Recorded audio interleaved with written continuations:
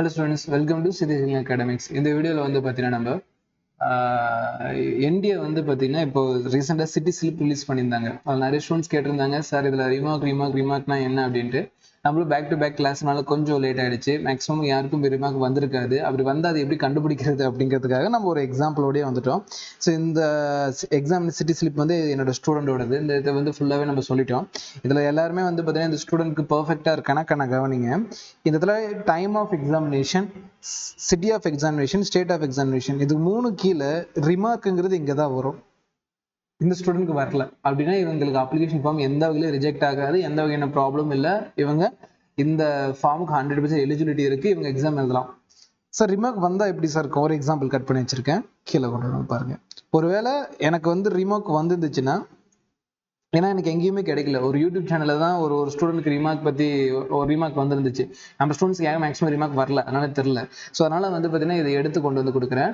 So பார்க்கலாம் இது என்ன எப்படி இந்த ரிமார்க்னு பாருங்க. Time of examination, city of examination, state of எக்ஸாமினேஷன்ல ரிமார்க் கொடுத்துருக்காங்க. ஏன் ரிமார்க் கொடுத்துருந்தாங்கன்னா, இந்த ஸ்டூடெண்ட் வந்து பார்த்தீங்கன்னா அவரோட ஃபோட்டோ ரொம்ப குட்டியாக அப்லோட் பண்ணி வச்சிருந்தாரு. பின்னாடி நிறைய பேக்ரவுண்டு குட்டியாக அவரோட ஃபோட்டோ. இதுதான் அந்த ஓவரால் இவ்வளோ பெரிய ஃப்ரேம்னா அது இவ்வளோதான் அவரோட ஃபோட்டோ இருந்துச்சு. ஸோ அதனால வந்து ரிமார்க் கொடுத்துருந்தாங்க. ஸோ அந்த மாதிரி பண்ணக்கூடாது. அது வந்து பார்த்தீங்கன்னா கம்ப்யூட்டர் ஸ்கேனில் மாட்டிக்கும். அது சரியா வந்து பார்த்தீங்கன்னா கம்ப்யூட்டர் ஸ்கேன் பண்ணுறப்போ ஒரு ஃபேஸ் ரெகக்னிஷன் இருக்கணும், இல்லைனா அது ரிமார்க் கொடுக்கும். அப்படி ரிமார்க் கொடுக்குறது ஏன்னா ரொம்ப ரேர் ரிமார்க் கொடுக்குறது. அப்படி ரிமார்க் கொடுக்குறாங்கன்னா ஃபோட்டோ சரியா அப்லோட் பண்ணல.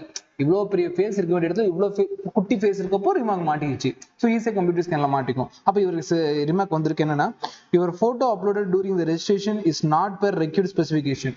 நீங்கள் உங்களோட ஃபோட்டோ அப்லோட் பண்ணிட்டீங்க, ஆனால் அந்த டைமில் செட் ஆகலை.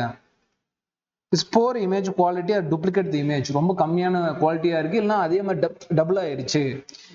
Your admit card is likely be withheld. அதனால உங்க அட்மிட் கார்டு நாங்கள் ஸ்டாப் பண்றோன்னே கொடுத்துட்டான். நீங்க டேட்டா போங்க, சிட்டி ஸ்லிப் டவுன்லோட் பண்ணுங்க. அது லிங்க் ஆல்ரெடி உங்களுக்கு கொடுத்துருக்கேன், இந்த வீடியோ டிஸ்கிரிப்ஷன் கொடுத்துருக்கேன், இப்படி டவுன்லோட் பண்ண சொல்லிட்டேன், போய் பாருங்க.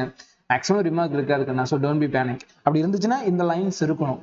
இந்த லைன் இந்த மட்டும் தான் ரிமார்க்னு அர்த்தம். Please update your correct photograph during the image update window the next few days to ensure the அதுக்கு டைமும் கொடுத்துருந்தாங்க.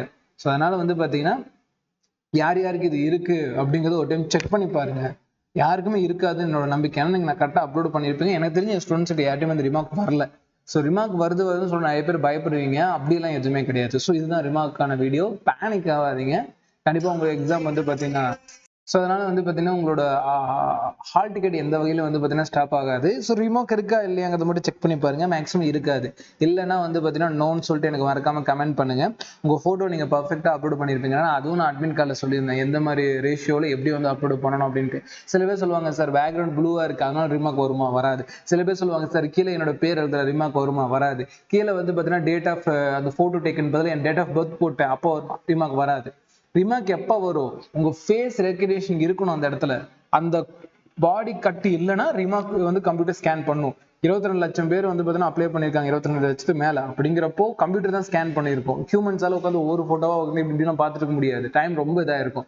ஸோ கம்ப்யூட்டர் ஸ்கேன் எல்லாத்துமே நடந்திருக்கும். அப்படி கம்ப்யூட்டர் ஸ்கேன் நடந்து வந்து அந்த ஃபோட்டோ இருக்கிறது போல வேற ஏதாவது இருந்துச்சுன்னா, சார் அதை எப்படி செக் பண்ணுறது? உங்க அட்மிட் கார்டு இருக்குல்ல, அந்த அட்மிட் கார்டுங்கிற பாருங்க, அந்த அப்ளிகேஷன் முடியறப்போ வந்து பார்த்தீங்கன்னா ஃபைனல் அப்லோடு டாக்குமெண்ட் கொடுத்துருப்பாங்கல்ல, அதில் போய் பாருங்க உங்க ஃபோட்டோ கரெக்டாக இருந்துச்சுன்னா அதே தான் இங்கேயும் வரும்.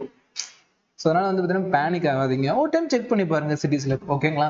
ஸோ யார் யாருக்கு வரல அப்படிங்கிற விஷயத்த செக் பண்ணி எனக்கு கீழே கமெண்ட் பண்ணுங்க. தேங்க்யூ ஃபார் வாட்சிங்.